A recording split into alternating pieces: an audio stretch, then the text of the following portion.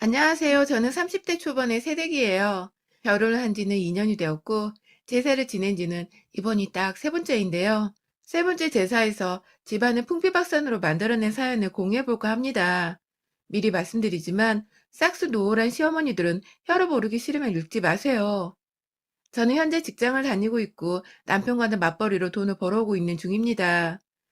저희 남편은 이공계 계열로 고등학교 졸업하고부터 직장 생활을 쭉 하고 있고, 저는 그와는 완전히 반대로 문과 계열로 하필 또 남편과는 극으로 다른 국문학과를 졸업하고서 현재 글과 관련된 에디터 일을 하고 있습니다.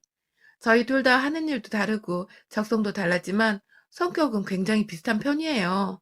감정에 솔직한 편이고 감정에 잘 휩쓸리기도 하고 울기도 자주 울고 그와 달리 웃기도 자주 웃으며 행복을 얻는 것을 누구보다 소중히 생각하고 사는 사람입니다.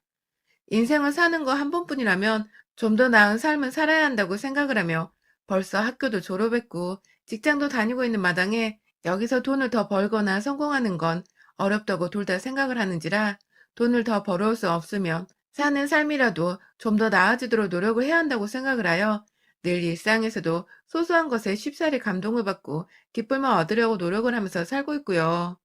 욕심을 부리거나 욕심을 느낄 만한 일들은 웬만하면 기피하거나 피하려 하면서 지금 사는 정도에 만족을 하고 감사하면서 지내려고 늘상 최선을 다하는 중입니다. 연애를 5년 했고 그쯤 되면 누구보다 서로를 비밀까지 꿰뚫어 보면서 더 잘한다고 생각을 하는 수준이었습니다. 그래서 저희는 결혼을 하면서도 우리는 누구보다 잘 살 자신이 있다고 자부를 하는 사이였어요. 싸워봤자 둘 다 싸움이 크게 가는 걸 싫어하기도 했고, 저나 남편이나 싸우면 무조건 그날 화를 풀어야지 두 다리 뻗고 잠을 자는 성격이었던지라 길게 싸움이 이어져 본 적이 없었어요. 이 점은 결혼하고도 분명히 똑같이 이어질 것이라고 자부를 했고, 실제로 저희는 지금까지도 결혼을 하고 나서 단 한 번도 싸움을 크게 하거나 하루 이상 지속시켜 본 적이 없습니다. 자존심이 상당히 센 편은 아닌지라 누가 잘못을 했던 간에 화부터 풀어보자는 마음에 먼저 나서서 사과를 하려 하는 편이에요. 잘 살면서 재밌고 알콩달콩한 신혼살림을 즐겨보다 보니 웬만한 사람들처럼 저희도 저희를 쏙 빼닮은 이세를 얼른 가지고 싶었습니다. 연애 기간이 길어서였는지 신혼을 더 오래도록 즐기기보다는 얼른 이세를 가지고 싶어서 신혼 초부터 남들한테 말만 안 했을 뿐 저희는 둘이서 정말 열심히 노력을 했어요. 아직 아이 소식이 들리지도 않았는데 우리 애는 성별이 어땠으면 좋겠고 커서 누굴 닮았으면 좋겠고 또 커서 뭐가 되었으면 좋겠다는 아이의 인생 설계까지 아주 신이 나서는 늘 기분이 째질 듯이 기쁜 상태로 아이에 대한 얘기를 나눠보곤 했습니다. 주변 사람들도 저희한테 아이가 생기면 정말 너무 예쁠 것 같다면서 아이를 빨리 가질 것을 슬슬 추천해 주기도 했고, 그래서 저희도 뭔가 기대에 부응하고 싶어서 얼른 아이를 가져보고 싶었어요. 그런데 생각보다 짧은 시간이었지만 아이 가지는 게 절대로 쉽지 않은 걸 알겠더라고요. 남들은 사고 쳐서 결혼도 하고 불현듯 신혼여행에서 잘만 가지고 오는 애를 저희는 꽤나 몇 달을 넘게 공을 들여도 소식이 없는 걸 알고는 조금 이른감이 없지 않지만 인터넷에서 본 것대로 일단 병원에서 검사부터 받아보기로 했습니다. 서로의 몸에 문제가 있어서 검사를 받으러 간 게 아니라 임신을 준비하면서 통과 의례처럼 거쳐봐야 하는 일로 생각을 하라는 어느 블로거님의 말씀을 듣고서 저희도 겸사겸사 건강한 임신을 하고 출산을 하기 위해서 좀 더 신경 써서 병원을 찾아갔어요. 그런데 거기서 정말 예기치도 못한 소식을 접하게 되어버리고 말았습니다. 제 몸은 아주 지극히 정상이래요.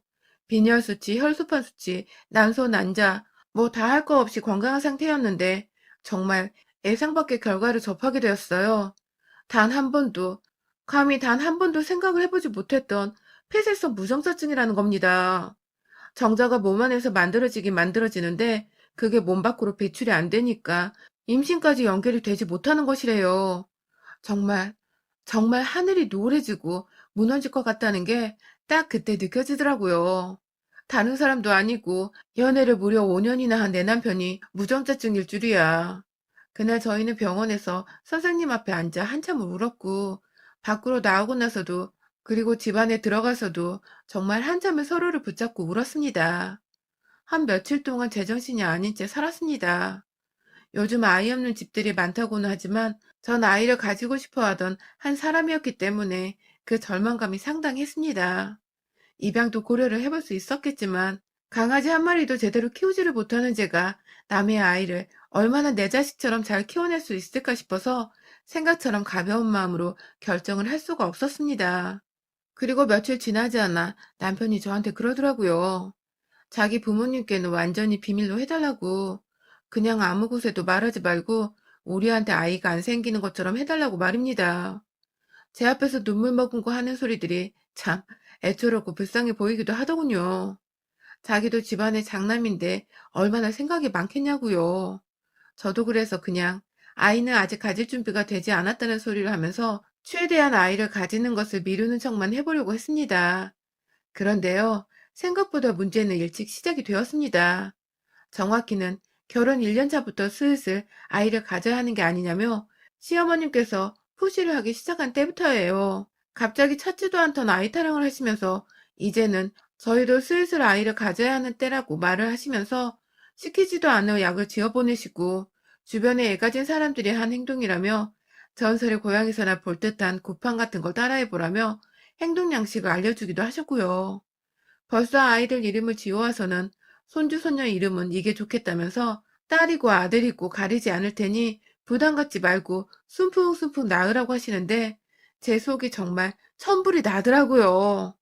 화가 나는 게 아니라 애를 못 낳는 이 상황이 너무 죄송하고 얼굴을 못 들게 서서 말입니다. 당장에 본인들 아들이 무정자증이라 애를 못 가진다고 아들 탓을 하면서 제가 화를 낼 수도 없는 노릇이고 옆에서 불쌍하게 자기 엄마를 바라보는 남편의 표정은 저를 더 애초롭게 만들고 그래서 결국 저는 또 제 입을 꾹 다문 채 알겠습니다 하는 대답만 이어갈 수밖에 없었습니다. 그러다가 작년 추석 때 저희가 코로나 때문에 시댁을 갈 수 없다고 연락을 드렸다가 정말 대판 혼이 났었습니다. 손이 가는 아이도 없는 주제에 코로나 때문에 제사를 빼먹으려 하냐며 어디서 배워먹은 버릇이냐고 옛날 분들인 저희 시어머니가 한참을 저한테 수화기 너머로 혼을 내시고 옆에 있는 남편까지 바꿔가면서 호루자식이라고 욕이란 욕은 다 뱉어내시는 바람에 저와 남편이 뒤늦게야 짐 챙겨서 급하게 시댁에 내려갔었는데요. 그때부터 시어머니께서 완전히 저랑 며느리한테 꼭지가 돌아버리셨었죠. 늦지막히 전화를 혼인하고서야 시댁에 도착한 저희 커플을 보시더니 시어머니는 제 앞에 다가와 쓰고 있는 마스크를 손으로 강제로 벗어던지고는 뭐 이런 게 다 있어?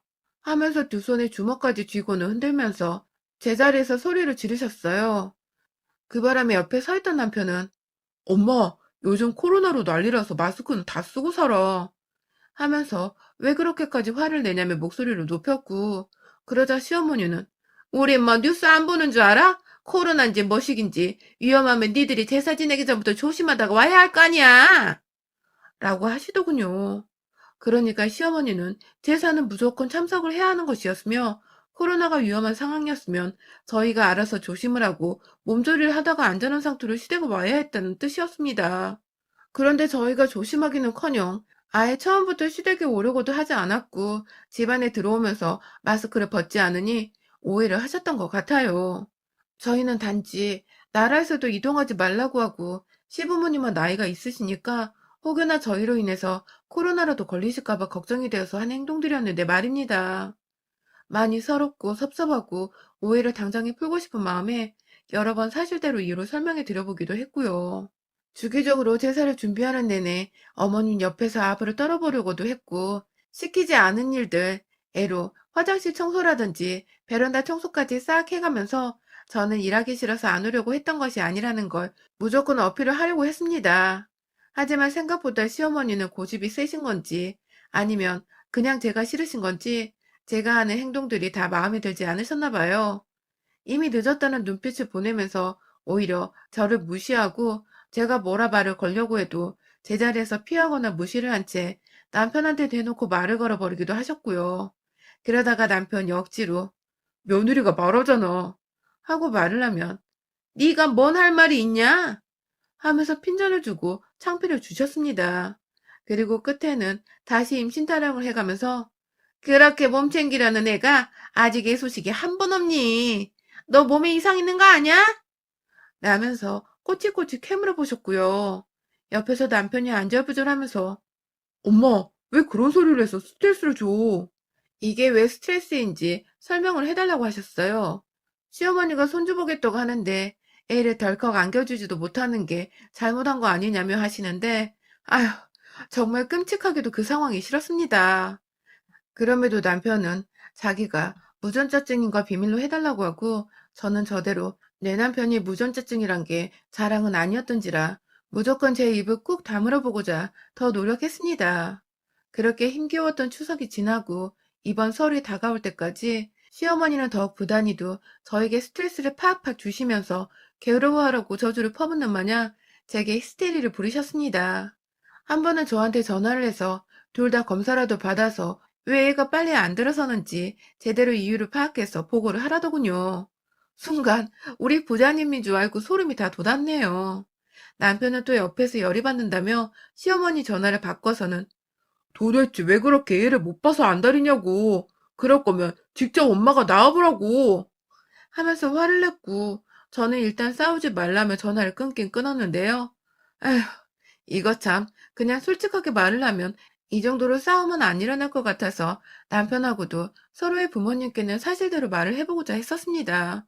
하지만 남편은 여전히 사실대로 말을 하길 거부했어요. 그러는 동안 저는 더더욱 시어머니의 미움과 괴롭힘을 받아야만 했고요.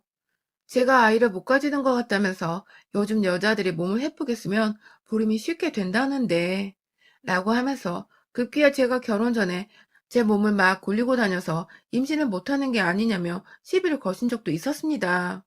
제가 어머님 말씀 가려서 하세요 라고 제대로 화났다는 듯이 말을 해서 어머님도 그런 임신을 하면 되잖아 라고 맞받아치시며 대화가 극에서 극으로 떨어진 후 끊기기도 했었죠. 그것 말고도 조사님들이 노하시겠다며 제가 며느리 노릇을 제대로 못하는 여자애라서 사람 집안에 잘못 들여온 죄로 자기는 죽어서 눈도 제대로 감지를 못할 거라는 말을 회사에 출근한 저한테 연락을 해서 하기도 하셨습니다. 그 와중에 지 아들은 귀하고 불쌍하고 안쓰러워 죽겠는지 애 못 낳는다고 혹은 자기한테 혼났다고 네 남편한테 괜히 화풀이 하지 말라면서 끝에는 꼭 자기 아들 걱정만 한가득 했어요. 그러다가 이번 설 역시나 또 새해가 되자마자 애타령을 해대면서 올해도 애가 안 들어서면 너 진짜 문제 있는 년이라고 우리 집안에 들어와서 대 끊기게 할 일 있냐며 화를 내기를 반복하셨던 시어머니가 하루는 아예 작전을 변경하셨는지 완전히 다른 말투로 전화가 왔어요. 아가, 내가 널 너무 힘들게 해서 네가 스트레스로 애를 못 가질 수도 있는 거 아니니? 라고 하면서 또 저를 언제 그랬냐는 듯이 걱정하고 달래기를 하더니 기어코 제가 어머님의 변한 태도에 슬금슬금 마음이 풀려서는 솔직하게 제 생각을 말씀드리면서 여자 대 여자로서 이해를 구해보려고 했는데요.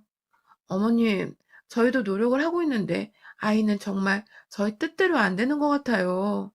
하면서 조심스럽게 저희도 속상하고 힘들다는 듯이 그 한마디를 했는데 어머님은 정말 무슨 두 얼굴의 조커 마냥 말투가 싹 변해서는 저한테 그러시더라고요.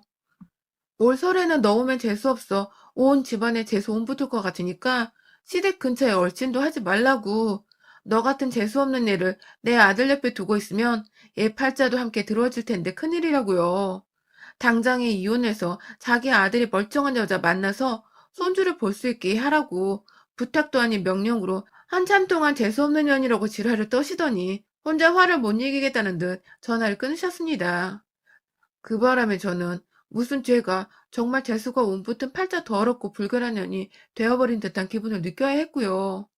남편한테 당장에 전화를 걸어서 네 엄마가 이런 소리를 했다. 언제까지 내가 재수없는 년 취급을 받아야 하냐고 서러워 울면서 화를 냈고요. 남편은 씩씩대며 자기 엄마한테 전화를 해보겠다고 했으나 전 다 필요 없었어요. 내가 왜 이런 취급을 단지 애 못 낳고 있다는 이유만으로 30 초반에 듣고 살아야 하나 싶어서 정말 제 화가 더 이상 참아지지 못했거든요. 남편한테 아무 소리 하지 말고 쥐 죽은 듯이 있으라고 했습니다. 그리고 저는 설날이 다가오기만을 지금 요날 요때껏 기다렸습니다. 원래대로라면 서둘러서 제사 준비를 도우려고 일찍부터 시댁으로 출발을 했을 텐데요. 시어머니 말대로 처음에는 안 가볼까도 했지만 느지막이 시어머니가 거의 제사 준비를 조금이라도 시작을 하셨을 때쯤 도착을 했습니다. 저한테 재수없으니 시댁에 오지 말라고 했으면서 그 사이 남편한테 전화를 해서는 진짜로 안 오냐고 일 도와주러 와야 하는 게 아니냐며 제가 진짜 마음에 안 들어 죽겠다는 듯이 말씀을 하시고는 전화를 끊으셨다더군요. 참나. 이래도 욕 처먹고 저래도 욕을 처먹는 나란 며느리의 인생. 진짜 역같고 미쳐버리게 화가 나더라고요. 그리고 시어머니는 급기야 저희가 시댁에 거의 다 도착했을 때에도 다시 한번 전화가 와서는 수화기 너머로 내비게이션 목소리를 들었는지 한참 동안 니들 우리 집 안 오고 어디 사돈댁이라도 가는 거냐? 하면서 넌 당장 이혼하고 며느리 새로 들여! 하곤 옆에서 저 있는 거 다 안다는 듯이 소리를 꽥 질러버리고는 전화를 끊으셨습니다. 그리고 그로부터 정확히 30분 후 저희는 시댁에 도착을 했고 저희를 본 시어머니는 내심 일 도와줄 애가 왔다고 기분이 좋으셨는지 어머 우리 집 오는 거였어? 하면서 잠깐 반색을 띄었다가 이내 저에게 찬바람 쌩쌩 부는 태도로 다시 돌변하셨습니다. 한참 부엌에서 하던 거 마저 하다가 제가 대놓고 뻔뻔하게 부엌 밖에 서서는 허리 아프다고 남편한테 두드려달라고 하면서 소파에 다리까지 올리고 반쯤 누우니 시어머니가 나와서는 넌 늦게 왔으면 빨리 일 안 도와주고 뭐해? 라고 하시더군요. 그래서 제가 오지 말라고 하셨잖아요. 오지 말라는 거 인사드리러 온 거니까 일 시키지 마세요. 조사님들이 재수없어 도망가실지도 몰라요. 라고 말을 했습니다. 시어머니는 제 말에 기가 막히다는 듯이 뒷목을 잡겠다고 손을 머리 뒤에 얹어 올리셨고 저는 열받아하는 시어머니 모습 보는 게 너무 신이 나서는 다시금 남편을 향해 허리 안 두드리고 뭐해? 라고 소리를 질렀어요. 시어머니는 자기 아들한테 허리 두드리려고 소리를 지르는 제가 미워 죽겠을 것이고 남편은 시어머니와 며느리의 전쟁 사이에서 어쩔 줄 몰라 일단 손으로 제 허리를 두드리기 시작했는데 눈은 지 엄마를 향해서 한 번만 봐달란 식으로 애처롭게 쳐다보고 있고 그 와중에 시어머니는 급기야 야! 하면서 소리를 지르는데 제가 또 어디서 본 건 있어가지고 함께 왜? 하고 소리를 맞받아 쳐줬습니다.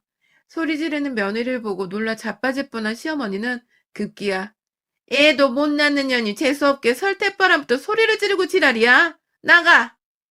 하면서 다시 한번 소리를 지르셨고요. 그런 시어머니를 향해서 제가 당당하게 말했습니다. 야, 이 삐리리년아. 네 아들이 무전자증이라서 내가 임신을 못하고 있는데 왜 자꾸 나한테 재수없다고 지랄이야? 라고 말입니다. 순간 집안에 정적이 흘렀어요. 시어머니는 화를 내려다 말고 뭐? 무정자 뭐? 라고 말을 더듬거리기 시작했고 급기야 옆에서 고개를 숙이며 엄마! 하고 외마디를 흘리는 남편을 보고는 저게 다 뭔 소리야? 라고 남편을 들쑤셔 사실대로 말하라며 애원하기 시작했습니다. 남편은 그제서야 자신이 무전자증이라서 임신을 못 시킨다고 그래서 저는 아무 잘못이 없고 오히려 피해자라서 이혼을 당해도 자기가 당해야 한다면서 울고 불고 난리를 쳤고 시어머니는 그 앞에 주저앉아 땅을 한참 동안 바라보더라고요. 그리고 저는 그런 시어머니의 귓구녕을 향해서 아, 진짜 지랄을 떨어도 적당히 좀 떨었어야지.